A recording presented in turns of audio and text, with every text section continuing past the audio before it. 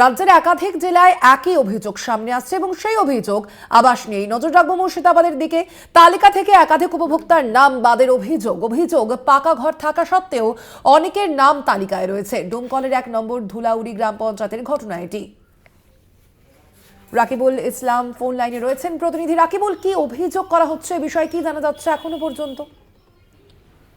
দেখো, স্থানীয় মানুষজন অর্থাৎ যারা সঠিক উপভোক্তা তাদের যে অভিযোগ, সেই অভিযোগ কিন্তু একেবারেই প্রশাসনের বিরুদ্ধে গিয়ে দাঁড়াচ্ছে। কেননা প্রশাসন একাধিকবার কিন্তু সার্ভে করার পরেও তাদের নাম বাদ পড়ায় তারা কিন্তু বিক্ষোভ দেখাতে শুরু করেছে। গোটা রাজ্যের পাশাপাশি এই মুর্শিদাবাদের ডোমকল জলঙ্গিতেও কিন্তু সেই ছবি একাধিকবার দেখানো হয়েছে।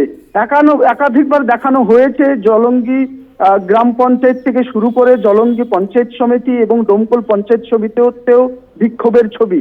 এবার উঠে আসছে মুর্শিদাবাদের ডোমকলের ধুলাউড়ি গ্রাম পঞ্চায়েতের একাধিক উপভোক্তাদের নাম পদ করার ছবি।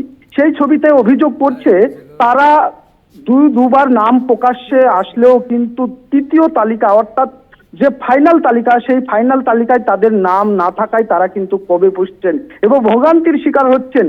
তারা জানিয়েছেন যে দিদিকে বলো, এই ফোন নাম্বারে কিন্তু ফোন করে জানালে আধিকারিকরা সার্ভে করেন এবং আশ্বাস তো করেন তাদেরকে যে এই পরিবারের ঘর হবে, বেশ কয়েকটি পরিবারের ঘর হবে, তবেও কিন্তু ফাইনাল তালিকায় তাদের নাম আসেনি।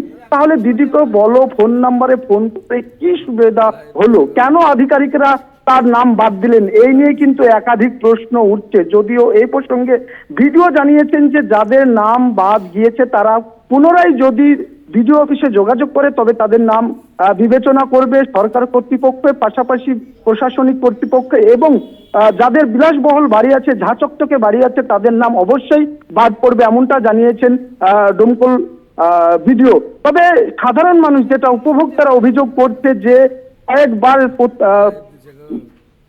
আবাস যোজনার তালিকায় নাম থাকলেও কিন্তু তাদের নাম বাদ পড়ছে, কেন, এর পিছনে কারা দায়ী, এ নিয়ে কিন্তু প্রশ্ন তুলছে স্থানীয় মানুষজন। স্বর্ণালী, ধন্যবাদ তোমায়। আমরা কথা বলছিলাম, ফোন লাইনে ছিলেন প্রতিনিধি রাকিবুল ইসলাম।